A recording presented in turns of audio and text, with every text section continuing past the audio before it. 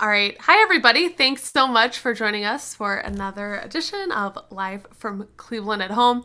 I'm really excited because tonight on the show we have Jason Kaminski, who is joining us. I think from your home. Is this your home office, Jason? Yeah, this is my music room. This is where I sit and write. Awesome. What albums do we see behind you here? Oh my. All my Elliott Smith stuff's at the top. I've got David Bowie, Velvet Underground, Beach Boys, Fleetwood Mac, Neil Young, Beatles records on the bottom. Yeah, I got all kinds of stuff hanging up there.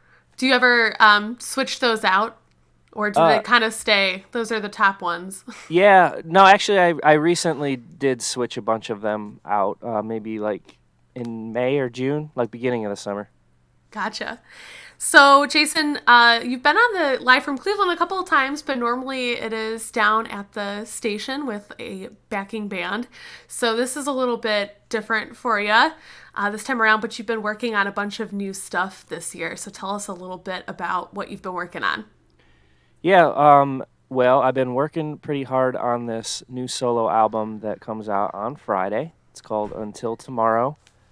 I had been writing it, I want to say like end of 2018 is when it all started. Actually started recording it in the spring of 2019 and worked on it till, I don't know, about October, November-ish was when we finished it up. So it's been about a full year since it's been completed, and I'm excited to, finally get it out into the open. And did you do the recording for the album yourself, or who were you working with on this one? I actually recorded with my friend Matt Very in Pittsburgh, Very Tight Recordings. So yeah, I worked with him. Very cool. And also a little bit different this time around. This one has been put out by a label as well. So tell us a little bit about working with that kind of framework in place. Yeah, I'm pretty excited about that. This is, let me think here. This would be my fourth solo album and the first one that I've put out on a label. So, Head to Wall Records is backing it. They're putting it out on vinyl and digital, and kind of got hooked up with them because they were the ones that put out Stalemate's record, which is my other band that I play with, and yeah, it was kind of a roundabout way of landing there because even though I'm friends with them and I have worked with them in the past, I wasn't real sure that they would have room on their label for a solo artist because a lot of their bands are usually of the heavier variety. But it worked out where they were looking to expand their roster and had to wait a little while to get it out, but I'm glad that I went with them because they're an awesome group to work with, based out of Columbus. I feel like a lot of labels are going that direction, having maybe more of a breadth of artists that they like to work with, regardless of the genre. I don't want to, necessarily like equate them to Epitaph or something like that, but even labels like that you kind of see doing that these days. So that's pretty cool. And how did you kind of get acquainted with them? Was it like when you were working with Stalemate, did you kind of have to shop around for a label for Stalemate at all? Or they were just people that you had known in passing? Yeah, no, that's pretty much exactly how it worked out. When we were recording the album with Stalemate, we were also at Matt Very's studio, and he kind of took the reins on that one because we didn't really know each other before we recorded that album with him, and he just really believed in that record and said, I've got a few contacts I can reach out to. I think this deserves a proper release, and so that's what he did, and that's how we ended up on Head to Wall, and then I guess as they say, the rest is history. Well, it's nice to have somebody in your corner like advocating for you, so that's awesome. And it has been a little while coming. So what has the past year kind of looked like as you've been preparing for the new record to come out on Friday? Well, for a while it was a lot of shows. Yeah.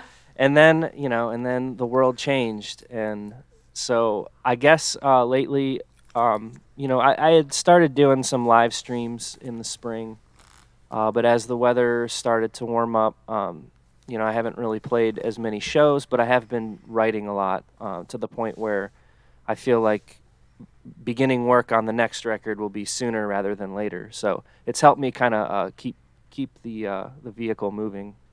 For sure. And I don't want to keep people waiting for too much longer to hear some of these songs and hear you play live, because that's what they tune in for. So we are going to hear you perform a few songs live. We're also going to hear the single from this new album as it was recorded, because it's a little different than maybe some of the acoustic stuff that you're going to be playing tonight.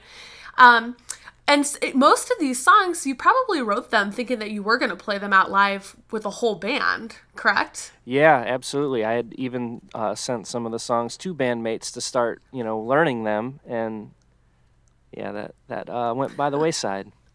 Most of the live streams that you did earlier on this year, were they all acoustic as well? Yeah, yeah. In this project, being a solo project, I had, played for many years by myself, so forming a band around it was fairly new, I guess. Would have been February of 2019. So we had been playing out for about a year, by the time live shows had halted. Gotcha. All right. Well, I'm excited to hear these. So the new album is called Until Tomorrow. Uh, Anything like special behind the name of that? It actually plays off of a lyric from a song that will actually be the last song that I play tonight. Okay. But it also comes from the sort of the feeling of trying to get through difficult times. Like if you can just make it until tomorrow, tomorrow's a new day. So a lot of the songs kind of have that lyrical theme, and I thought it fit well.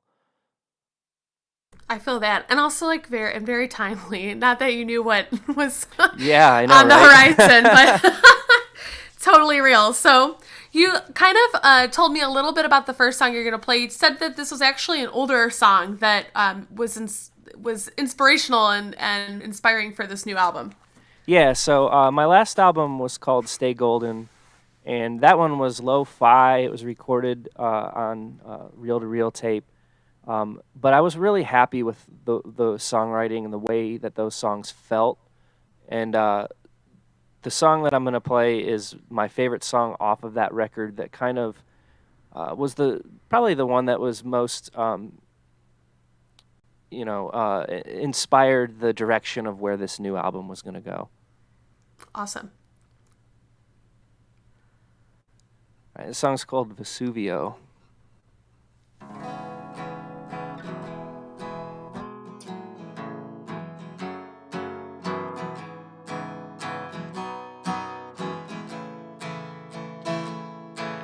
Straight to the back of a yellow taxi cab, we drove through the town in the rain.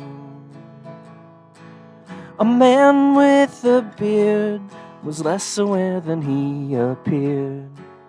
I asked how he got through his day. Vesuvio, Vesuvio. I walked into the cafe from the weary road.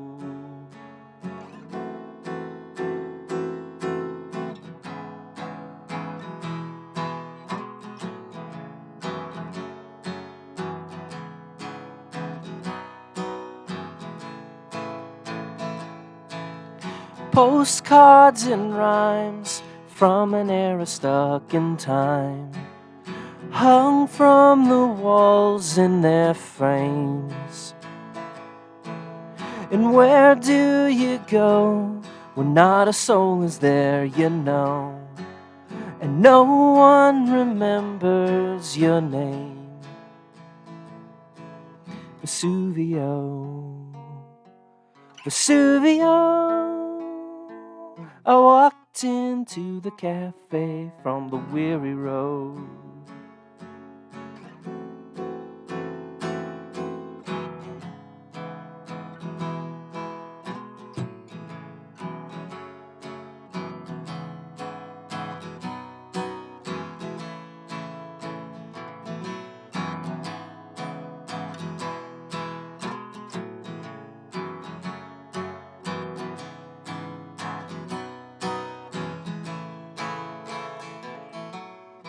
one more to go before I hit the open road.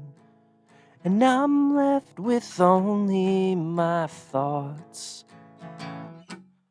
Jack Kerouac left a note upon a plaque, said it all ends in tears anyway. Vesuvio, Vesuvio, Vesuvio, Vesuvio.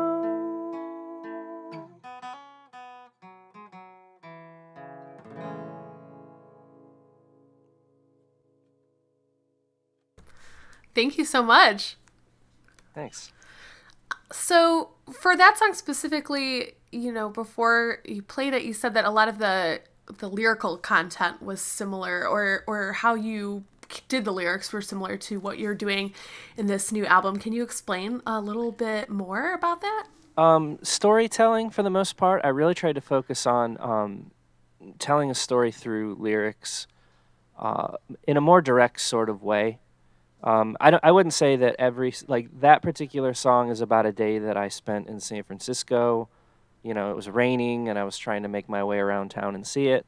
And I wouldn't say that the rest of the songs from the album are necessarily about times in my life specifically, but some of them are, and then others are me kind of, as a observer, telling a story, putting myself in someone else's shoes. And I really tried to focus on the entire album being like a cohesive narrative, I suppose.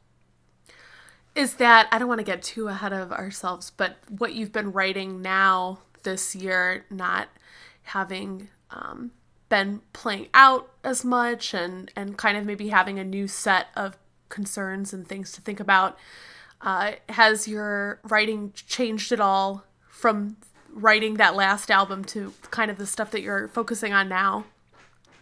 In some ways, yes, and in some ways, no, because I think a lot of time spent nowadays is reminiscing, or like hoping for things going back to the way they were.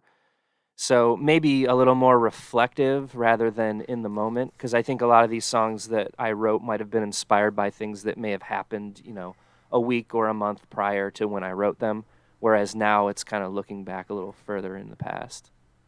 That is such a good point. That's like, that's wild. I don't think anybody's ever, thus far, when we've kind of talked about things that people have been maybe writing during quarantine, that lens of, I'm writing about things like you're saying that had happened, a year ago, because I don't really have a new frame of reference. So pull on is crazy. I have not thought about that way. So that is really interesting. I'm excited to hear what, this other new stuff, but also what, kind of these songs that are of like a little bit of a different time. Would you say that people who are going to be listening to this new album until tomorrow are going to get a picture of maybe like life before all of this stuff happened? Yeah, I mean, maybe. I guess it depends on how you listen to music. I don't know if I could give that answer. But I know for me, when I listen to music, I kind of always apply it to what I'm going through at that time. I can listen to a song from the 70s, and I don't think about the 70s. I think about now. So I don't think so. I think it applies to, life in the moment. Very cool. Well, tell us a little bit about the song that we are going to hear next. All right, so this next one is the first song that I wrote for the album. It's a song called Magic Tricks, and this was kind of inspired. I was watching one of those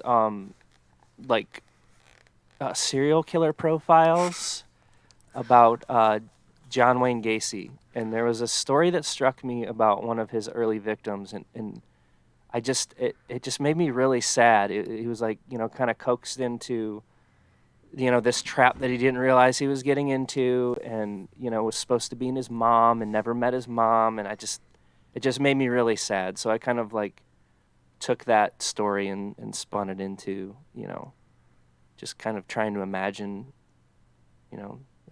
how bad it was. Right. Well, very good. Let's listen.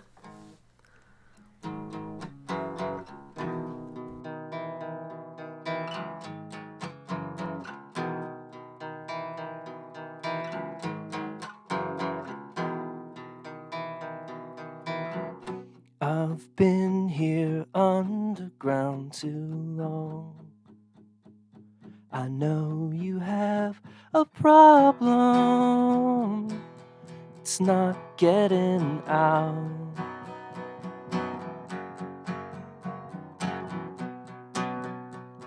A list of alibis, a vote of confidence, a familiar smile.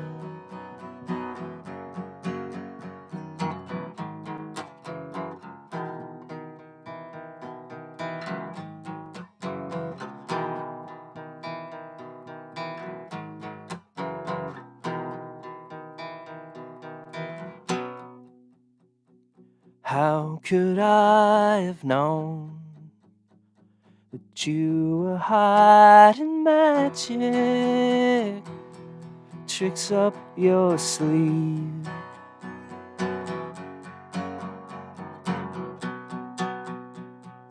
Class down in the dark, you've changed into a clown, but no one's laughing now.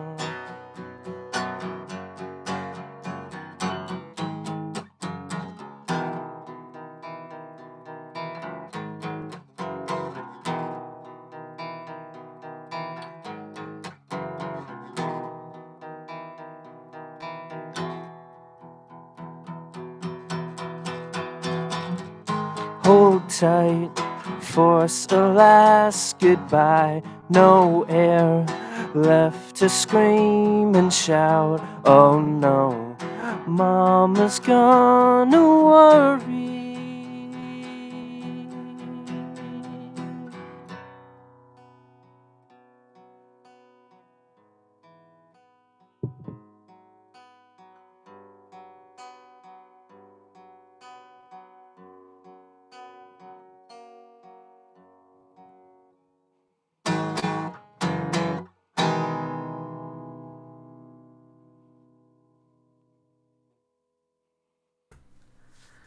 So you said that was the first song that you wrote for the new album. Yeah. Were you thinking and then that at that point like, oh no, now I'm gonna have to write all of my songs about victims of No, no. I think my process is very scattered when I start writing for a record. So when I say that's the first song that I wrote, that's the first song that I wrote that I was gonna do something with. So like usually when I say, okay, it's time to write a new record, I kind of just write a bunch of different songs that sound different, that are about different topics, and then I'll go back and kind of just flip through and figure out what I want to keep and what I want to get rid of. I scrap, hundreds of songs. Way more. I get rid of way more than I keep. So I think I just liked and that song kind of changed the way it sounded a few different times. But I think that song sort of just captured a darker mood, and I think that was what set the tone. Was I wanted the album to have like sort of a darker feel or darker mood to it, and I think I was able to do that. Maybe that is the darkest mood of them all, but yeah. right. Were there any songs that found their way onto this new album that were kind of reworks of things that you had written even longer ago, or was most of this stuff also written kind of within 2019 or 2018?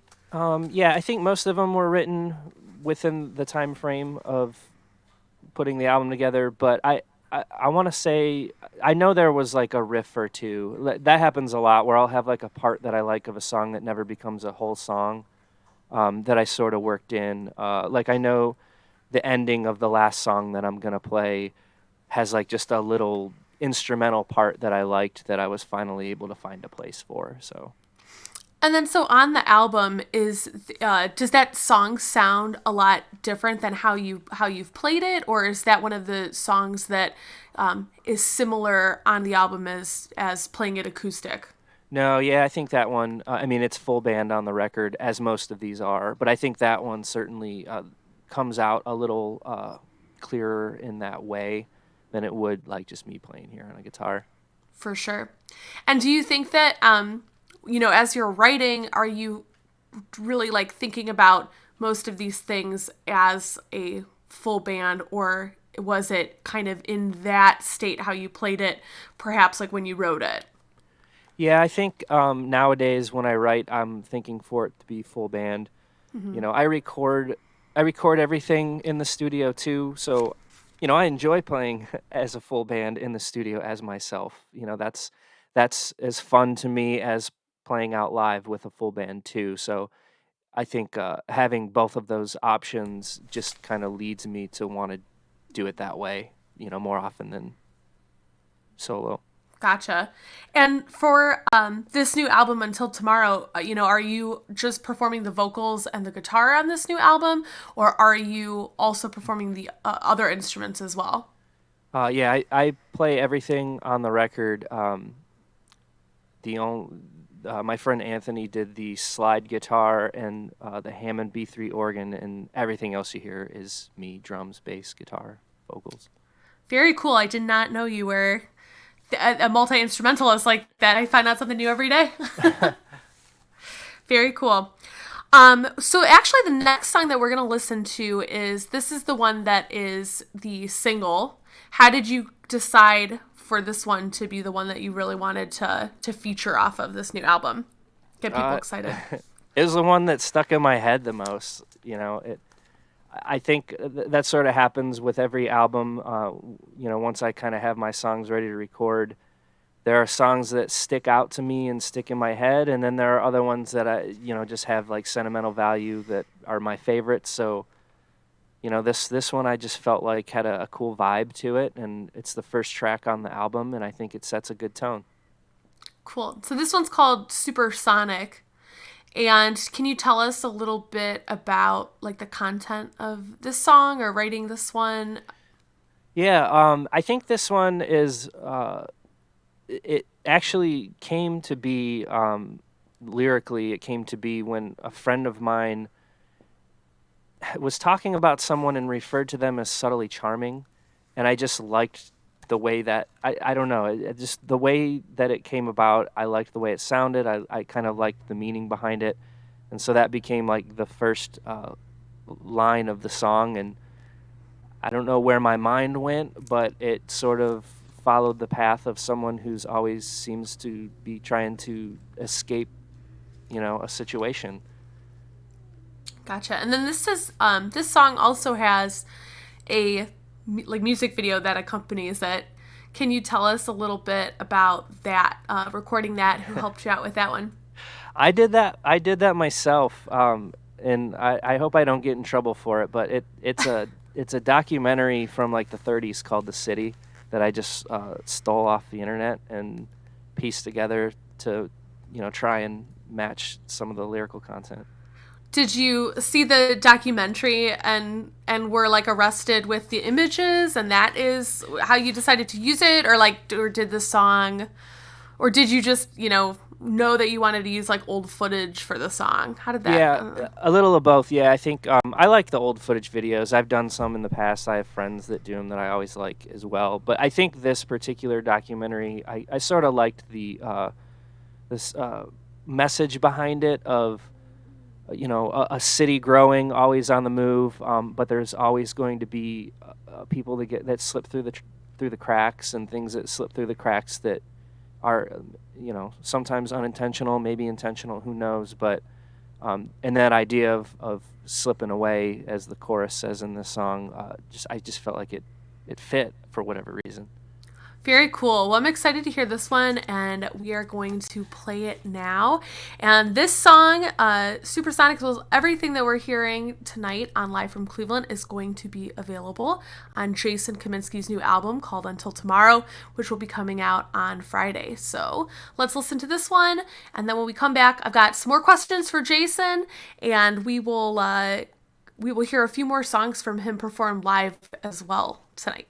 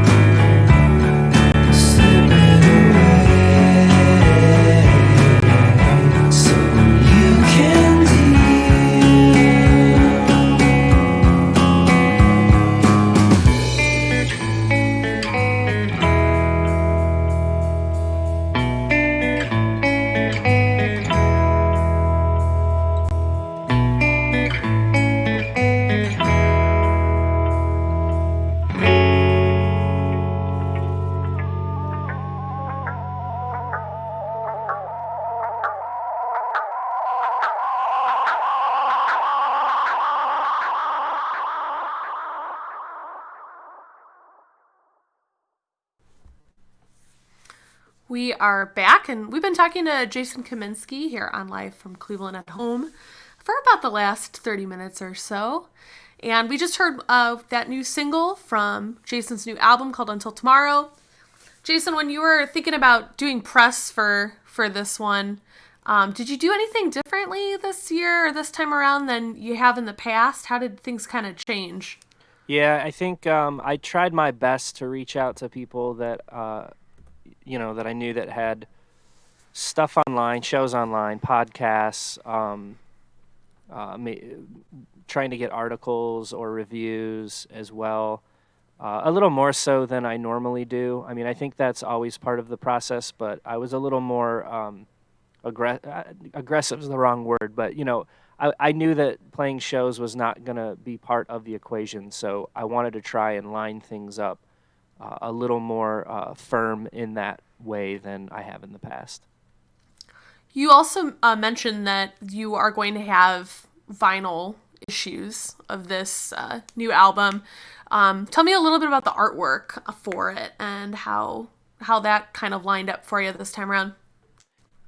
So last fall, really right as the record had been completed, I was working with my friend Michelle.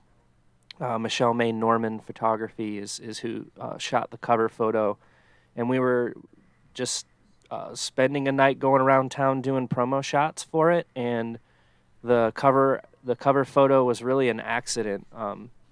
We were trying to do a specific shot where the background, would be still, and we were hoping for a train to go by.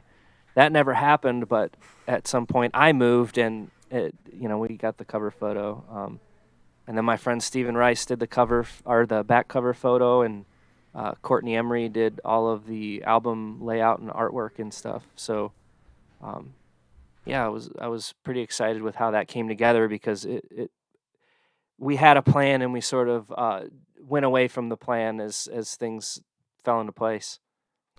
I feel like so much of doing a solo album is like everything's on you, but then as far as the artwork, it sounds like this one was a good collaborative effort. So it was probably fun maybe to work with somebody later on, in the kind of post actually recording everything and hearing, thinking what they have in mind for the album as well. So that's really cool. We also have a few more songs that you're going to play live for us as well. Do you want to tell us a little bit about the next one that we are going to hear? Sure. The next one is called Polaroid, and it is directly a story directly coming from two separate nights that I kind of folded into one night in the song. Just hanging out at the bar with friends of mine that I don't get to see as often as I want to. And it's, the kinds of people that whenever I do get to see them, it's like, the funnest night and can't wait to see them again. And funny enough, my friend Michelle that took the cover photo is one of the names that gets dropped in the song. So. Nice.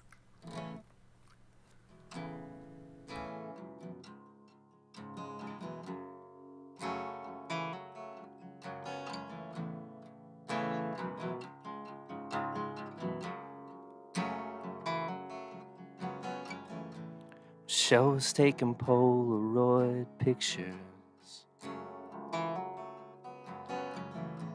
Bob held out his left hand for a shake. Told me not to dwell upon the future,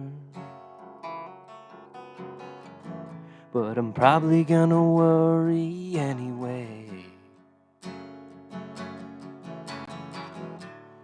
Walking to the next bar really slow. No one's gonna ask why I'm not home. Put money in the jukebox, rock and roll. Freak out in a moon age daydream.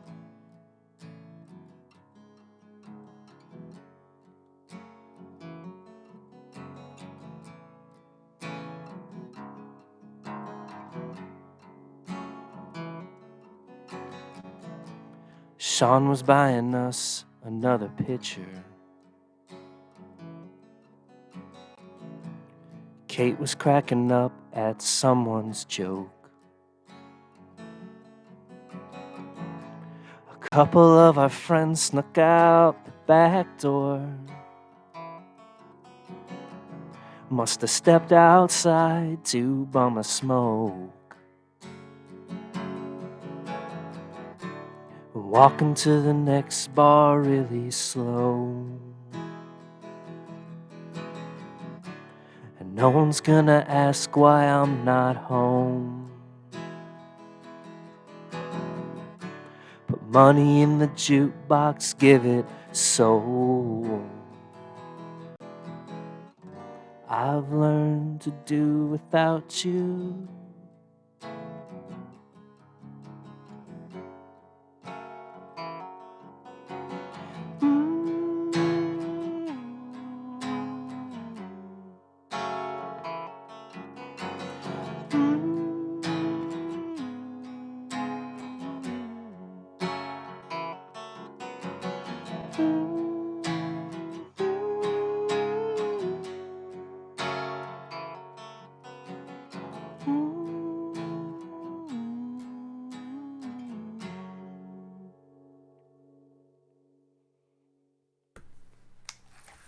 Man, what I wouldn't give to just be at a bar listening to to these songs right now, you know? So I think you're right. You know, it doesn't really matter when you wrote it. Like, you reflect on wherever you are in life when you're listening. So that's perfect.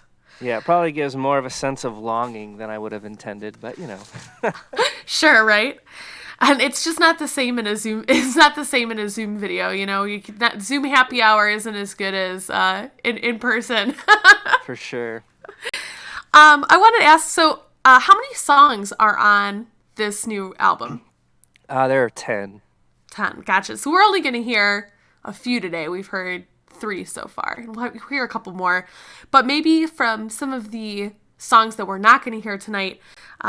What were some of like the other inspirations that you kind of used to write those songs? You know, we've heard about the John Wayne Gacy story.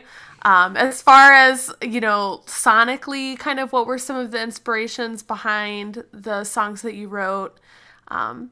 You know, I know it's a big question. Yeah. I don't know if you want to. Yeah, I mean, I did try to choose songs tonight that had more of the stories. But I would say a lot of the songs that I'm not playing, part of the reason I'm not playing is, like you said, sonically.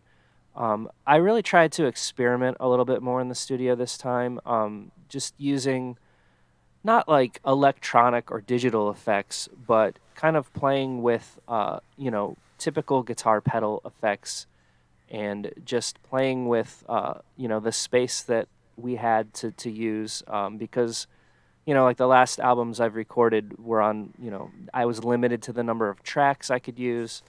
So, you know, we really tried to just give them a lot of depth, and make them come alive, but not lose the sound that I feel I'm, you know, typically tying into or attaching myself to. I get to cheat just a little bit because, you know, we're watching you live and we can see, you know, what's in your room and all of that good stuff. But even vocally, I feel like a lot of the songs that we you know, heard, like as far as supersonic, you know, like you're saying, you're not really like utilizing electronic elements, but just some of the layering and like the harmonizing of your vocals to give me this like Brian Wilson kind of vibe to them. And I think that is also, you know, obviously something that you're not going to be able to capture acoustically in person. You know, it's just that's not how the Beach Boys ever, you know, sounded. So it's interesting to get to hear kind of both sides to the coin, where we're hearing you play these songs live, you know, live acoustically, and then kind of like as far as more layering and harmonizing what you're able to do. So would you say that that's a fair, Yeah, perhaps absolutely. a fair inspiration? Absolutely. And I sort of have a philosophy where if I feel like if it doesn't sound good with just me and a guitar, then I probably don't want to move forward with it onto a record, even if I'm going to do more with it, because I feel the roots of songwriting starts like this. And that makes a lot of sense. I was able to see you actually perform live, and I feel like we've talked so much about her in the last couple of days, but I saw you, I think, the same night as Mary Kekik had performed at Happy Dog in the Underdog, and those are like great. They were, were great opportunities for people to kind of like talk a little bit more and focus a little bit more in on their kind of songwriting chops or like the stories behind their songwriting. So, is there any other, I don't know, like besides that platform, any other shows or podcasts or anything that you listen to and think about when you're thinking about like songwriting and hearing like what other people have done and then applying it to your own craft? Yeah, it's a good question. I wouldn't say that I'm in tune to that, thinking about that, because I certainly, everybody pulls from influence, and I do, Elliott Smith, Brian Wilson, some of the people that you've mentioned. But actually, there's a podcast called Song Exploder, which I know they just released like a Netflix series as well. And I enjoy that. I enjoy the old classic albums where they break down, the sounds of things. I don't do a lot of technical, in-depth, bit by bit sort of thought to my writing, but I certainly think about all of the parts and the things that I want to do, and I think those are probably the two best examples to, how I think about it. Yeah, very good. Very good. All right. Well, we are going to hear two more songs from Jason tonight, and I want to make sure that we have time for them. So, Jason, you want to tell us a little bit about the next one that you're going to play for us here on Live from Cleveland? Sure. This next one's called Goodnight Moon, and the title's inspired by the book, but it's not about the book. But this is another one of those nights where I was just it was a summer night, bouncing from place to place with friends. And kind of caught myself at the end of the night in a headspace that I did not expect. So it sort of inspired this song of like feeling like you're just filling the time or filling the space with something that maybe your heart is not into. Because I guess that's sort of the way I was feeling. So yeah, I guess that's the best way I could describe it. Perfect.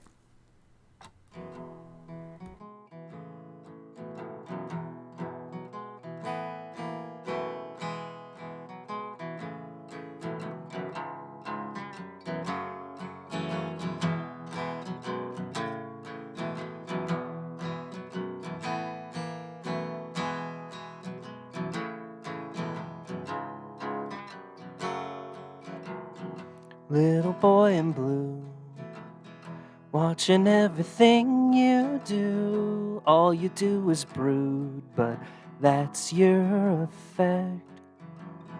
Crawling like a bug, with alcohol and softer drugs. Never do enough, still you'll disconnect.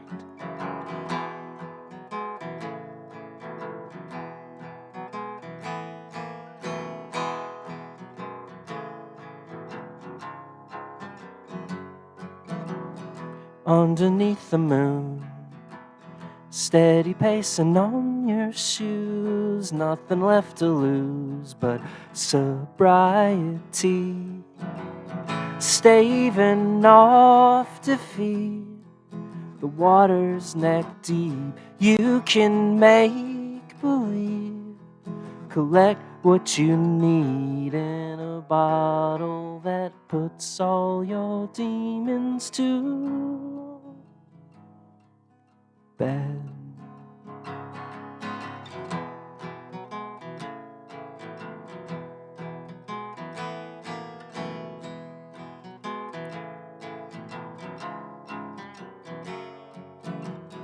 Waving in the dark, the blood is pumping from your heart, yet you're not a part of what you thought you'd be.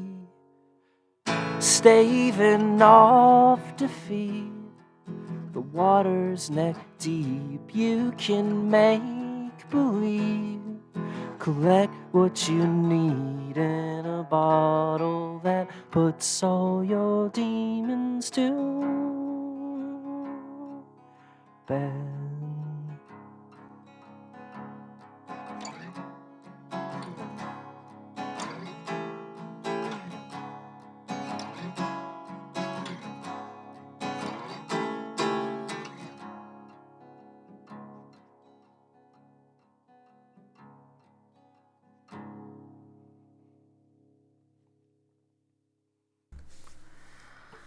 As far as ordering things on this new album, do you feel like it has a like an overall like a flow or an ebb and and flow to it that you kind of designed, or how did you decide how to order these guys?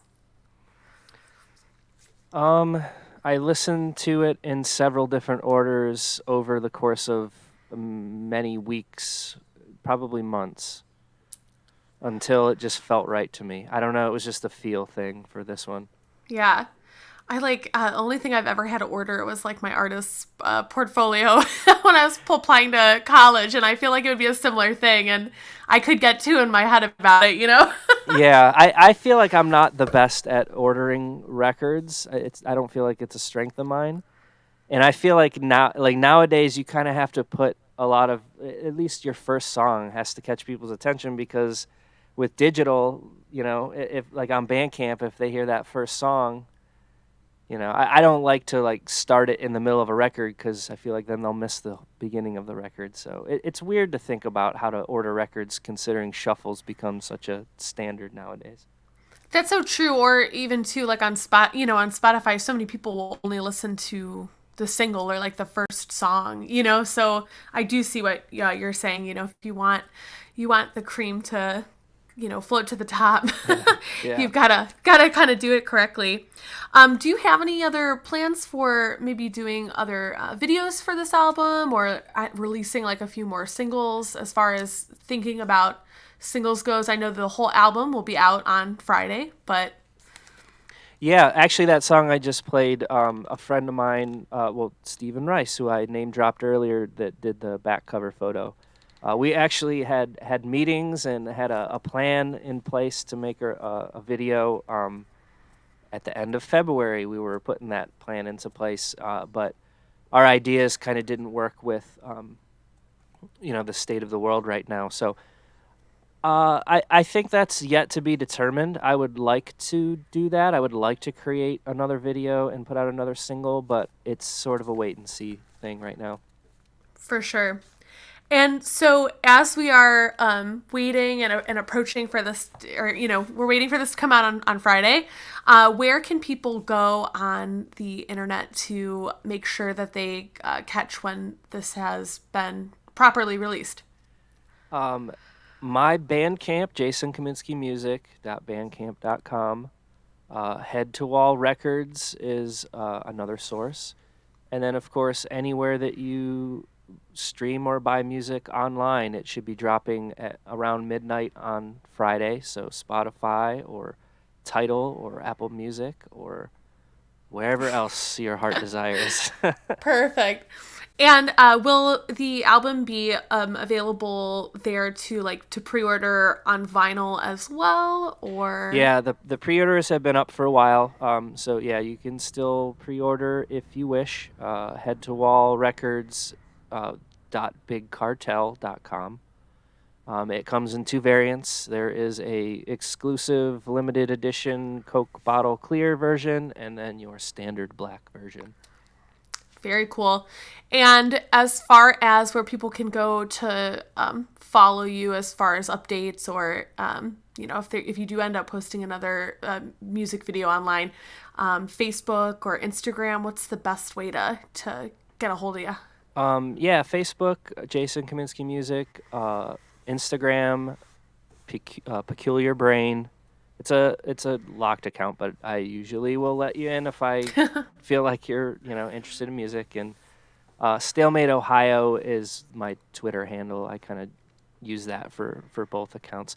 Also, I really quickly want to name drop Kevin Rodriguez, who did the shirt design that is paired up with this record too. So shout out to Kevin. Very awesome.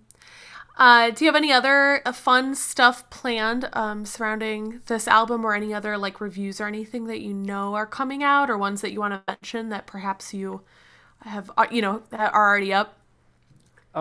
Yeah, so I did a podcast appearance on the Radar podcast, and I did one for Breakfast at Stephenie's. So those episodes are still up, and we talk about a variety of different topics.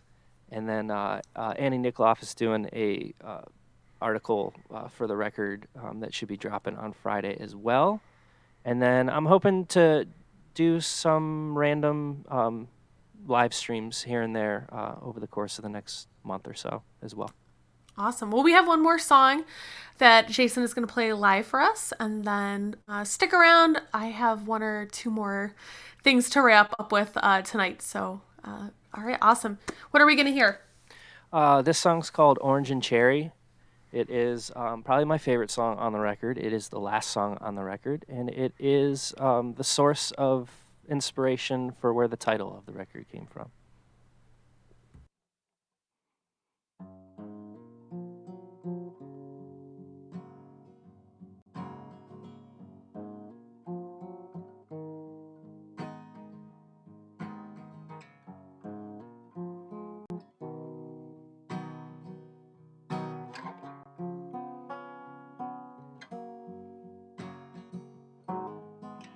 When I was feeling alone, I didn't want you to know,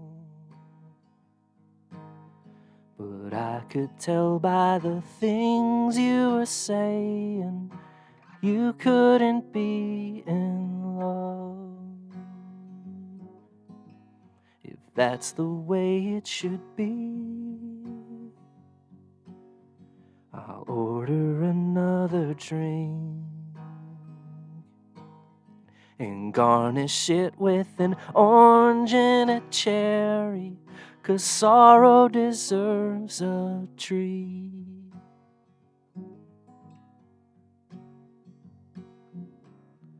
Wishing I could get away,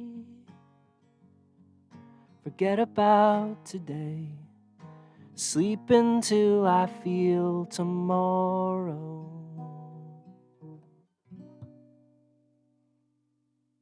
And when they empty the room, I guess I'll know what to do. Although it feels like my whole world is dying, I'm better off knowing you.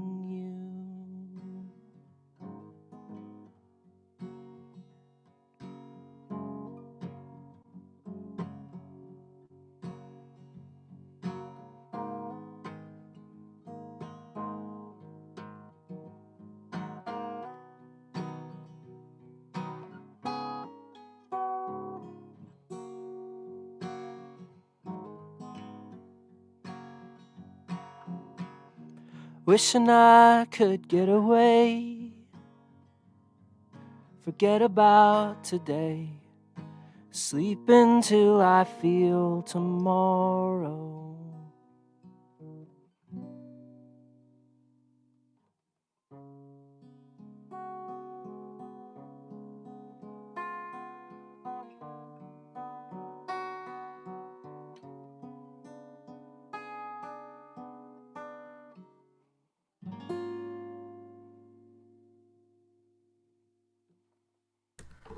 I want to thank everybody so much who has joined us for this live performance from Jason Kaminski. Jason, thank you so much for performing for us. We really appreciated it.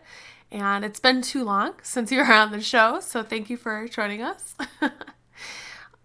I hope that you are feeling a little bit better. I heard you're under the weather because it is the weather has changed quite a bit today. Yeah, there's just like all this pressure in my head. So no, I'm feeling better. I obviously being able to do something somewhat social helps too, because that never seems to happen these days either. So thank you for having me. I really appreciate it. You're welcome. Do you have any like go-to cure-alls that you ever use to feel a little bit better before a show? Before a show, not necessarily. I don't know, when I feel like I'm getting sick, I love the airborne gummies and just good old tea. Tea helps. So good. I got Chicken noodle soup. Yeah, you got it. All right. Well, thank you so much again, Jason. One more time, please remind everybody where they can go to hear this new album when it comes out this Friday. All right. Yeah, streaming on Spotify, Tidal, Apple Music, everywhere online. But definitely check out Head to Wall Records .bigcartel.com to get yourself a vinyl copy, because they are pretty awesome. It is called Until Tomorrow, and tomorrow night, this episode will rebroadcast live on WRUW-FM 91.1 Cleveland. So if you enjoy doing things the good old terrestrial way and you don't necessarily need to see our beautiful faces, you can tune in then for a rebroadcast of this episode as well. So thanks everyone for joining us. We will see you next week. Next week we have a really cool live stream performance. So we're not going to be hosting next week. It is going to be live from the Grog Shop with Sea Level. They're doing a really awesome benefit, and they're going to be taking over our stream on live from Cleveland and on WRUW on Saturday, I believe. And then we are going to be rebroadcasting that the following Thursday. So that's what you got lined up for next week, and I hope you guys have a great rest of your night. Bye. See you guys.